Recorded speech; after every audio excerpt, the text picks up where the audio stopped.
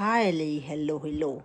Maayong adlaw sa tanan. Maayong adlaw. Kay maayo man ang ako nasud-an today, guys. Kay kanamian ko magkaon sang isda kag rice. Kay ang akon boss kay magkaon balasang soup at chicken wings. So kanamian ko maghambal sang Bisaya, guys. Amo man gusto ko man kabalo sa Cebuano na nahambal kag Ilongga. Kay dili ko man kabalo sang iban na hambal. Pero guys, I'm trying my best. Kanami balasang inyong salita.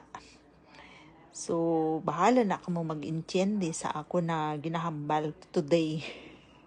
Kay ga-practice man kuya.